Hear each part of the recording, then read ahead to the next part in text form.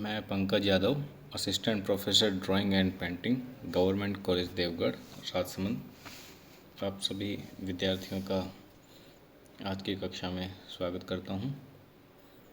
आज का, जैसे कि आपको पता ही है कि हमारा जो चैप्टर चल रहा है उस चैप्टर का नाम है अजंता गुफाओं की चित्रकला।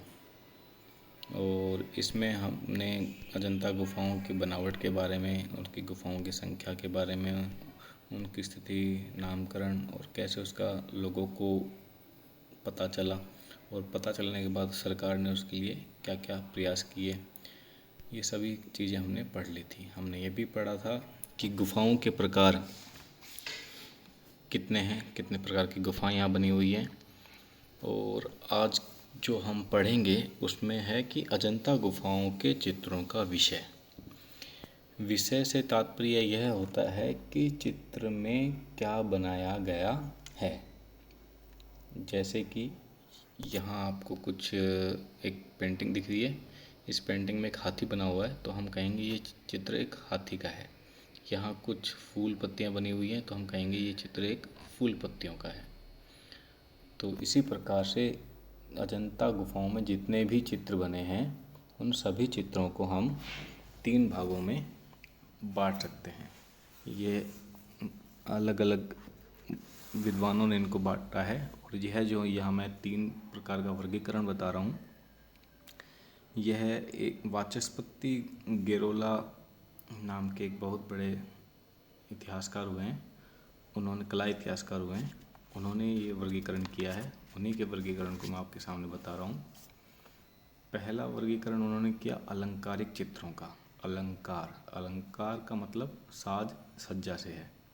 तो साज सज्जा मतलब यहाँ अजंता गुफाओं में जितनी भी गुफाएं हैं उन सभी गुफाओं में लगभग फूल पत्तियाँ, बेल बूटे, पशु पक्षी और ज्योमेट्रिकल शेप्स मतलब कि ज्यामितीय आलेखन, जैसे कि चतुर्भुज, वर्गाकार, गोल, अंडाकार, ये सब आकृतियाँ, शक्करपारे वगैरह की आकृतियाँ, त्रिभुज की आकृतियाँ यहाँ बनी हैं। तो आप इन चित्रों को थोड़ा ध्यान से एक बार फिर से देख लीजिए और समझ लीजिए कि किस तरह के इनमें रंगों का इस्तेमाल हुआ है, इनमें किस तरह की रेखाओं का प्रयोग, लयात्मक रेखाओं का प्रयोग हुआ है, ये सब यहाँ पर बने हैं। तो इनको हम कहेंगे अलंकारिक चित्र, जो कि सजावट के काम आते हैं। सजावट के चित्र वैसे तो नॉर्मली चित्र को भरने के काम आते हैं, कि मतलब आपने मेन चित्र बना दिया और उसके आसपास की जो चीज़ होती है उसे आप खाली नहीं छोड़ना चाहते हैं, तो हम क्या करते हैं, उसे बेल बूटे, फूल पत्तियों से बना देते हैं। आपने देखा होगा शादी का कार्ड, उसमें जो भी बातें लिखी जाती हैं उन बातों को लिखने के बाद आसपास के बॉर्डर पे कोई डिज़ाइन बना देते हैं। तो जो डिज़ाइन है वो सिर्फ उसके सौंदर्यीकरण के लिए है, तो वही अलंकार है। तो उसी प्रकार के अलंकारिक चित्र अजंता में भी मिले हैं। आगे देखते हैं रूप भेदिक चित्र। रूप भेदिक चित्र क्या है?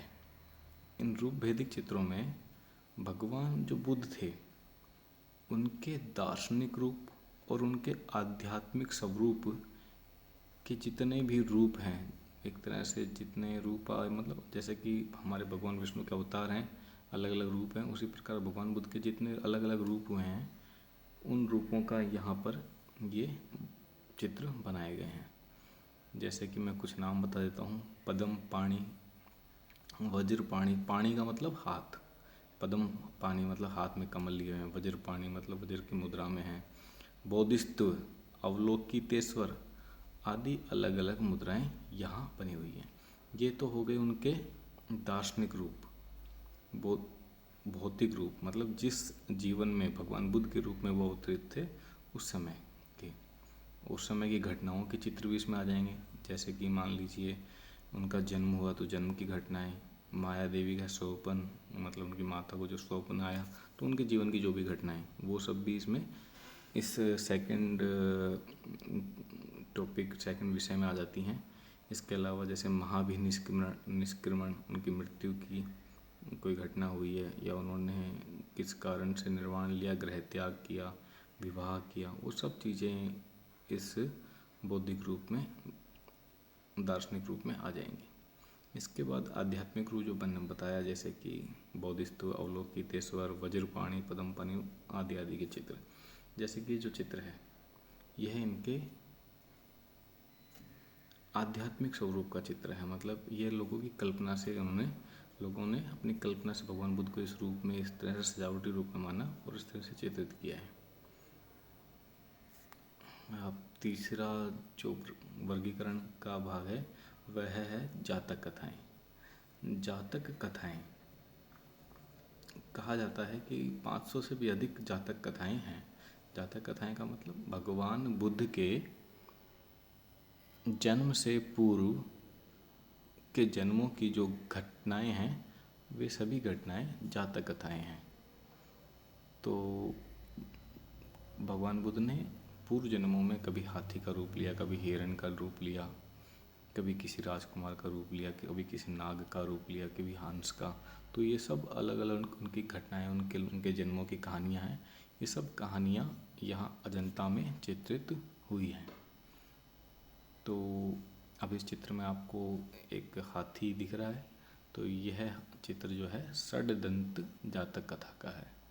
मैं एग्जाम्पल बता रहा हूँ, इसके बारे में आगे गुफा संख्या 16, 17, 10 में आएगा।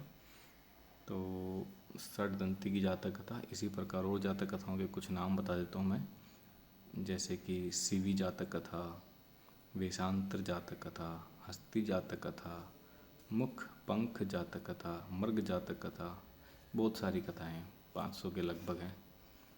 तो ये 3 मुख्य प्रकार का वर्गीकरण चित्रों के आधार पर किया गया है। तो आप लोग समझिए इस चीज़ को कि किस प्रकार के, कितने प्रकार के चित्र बनते हैं। यह बहुत ही इम्पोर्टेंट क्वेश्चन है, मतलब कि पूछा जाता है भविष्य में, कॉम्पिटिशन एग्जाम्स में भी पूछा जाता है इस प्रश्न को। आगे अगला जो टॉपिक है हमारा वह है अजंता के भित्ति चित्रों के रंग। अब जो मैंने लिखा है, जो मैं बताऊंगा उसको बाद में पढ़ें, बाद में सुने, पहले इस चित्र का निरीक्षण कर लें। यहाँ पे यह एक अजंता गुफाओं का एक चित्र है। इसमें कई दृश्य हैं। मेरे बाईं साइड में भगवान बुद्ध का स्वर्गलोक का दृश्य है, बीच में नृत्य का दृश्य है, इधर उपदेश देते का चित्र है। मतलब एक ही चित्र में कई अलग अलग चित्र बने हुए हैं। पर यहाँ हम बात कर रहे हैं रंगों की। अब रंग देखिए, हरा रंग बड़ी प्रचुरता से आपको दिख रहा है, पीला रंग आपको दिख रहा है, कहीं कहीं लाल रंग, भूरा रंग भी आपको दिख रहा है। तो ये जो रंग हैं ये सभी, इससे भी और भी 2-3 तरह के रंग यहाँ लगे हुए हैं, नीला रंग भी है। तो ये जो रंग हैं ये कितने कितने तरह के, कैसे कैसे बनते हैं, इसके बारे में हम इस टॉपिक में पढ़ते हैं। तो एक सबसे इम्पोर्टेंट बात हम आपको बता दें कि अजंता में जितने भी रंगों का इस्तेमाल किया गया है वे सभी रंग खनिज रंग हैं। खनिज रंग मतलब वे सब अलग अलग प्रकार के पत्थरों से या प्रकृति से प्राप्त हुए हैं, ना कि कोई केमिकल लेकर, ना ही वो मार्केट में बने। इनको आसपास की प्रकृति से इकट्ठा करके इनको तैयार कर लिया गया है रंगों को। रंगों में कौन कौन से रंग मुख्य हैं? उन रंगों में है सफ़ेद रंग, लाल रंग, पीला और भूरा रंग। ये कुछ 4 रंग हैं जो यहाँ पर बहुत अधिक मात्रा में इस्तेमाल किए गए हैं। और आप कहेंगे सर खनिज रंगों का प्रयोग क्यों किया गया है? कुछ और प्राकृतिक रंगों या कुछ और अलग तरह के रंगों का इस्तेमाल क्यों नहीं किया गया? उस समय तो मानव काफ़ी उन्नत हो गया था। तो ये उन कलाकारों का ये मानना था कि अगर हम खनिज रंगों का इस्तेमाल करेंगे तो ये लंबे समय तक टिक पाएंगे। और उनका यह जो विचार है, उनकी यह जो योजना थी वह कारगर रही। और ये चित्र आज 2000 साल बाद भी हमें काफ़ी अच्छी अवस्था में दिख जाते हैं।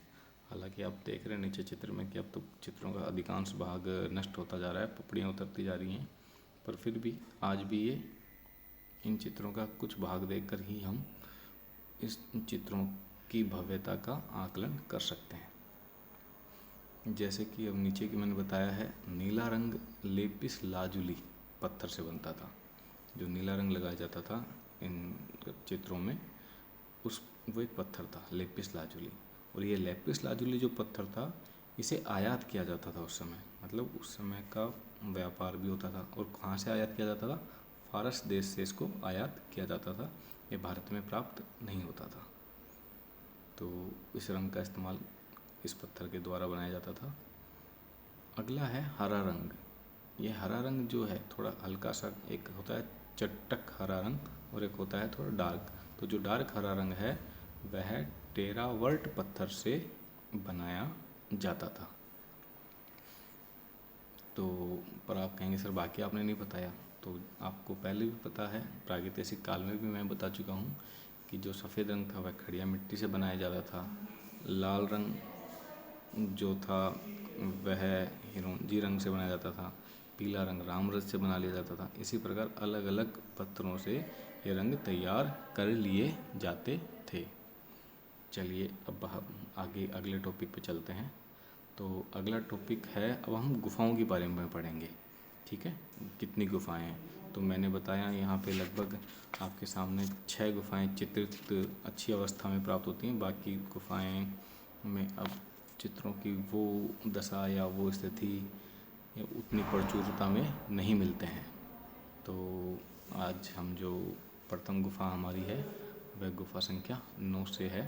तो हम गुफा संख्या 9 के बारे में अब अगली कक्षा में पढ़ेंगे। धन्यवाद।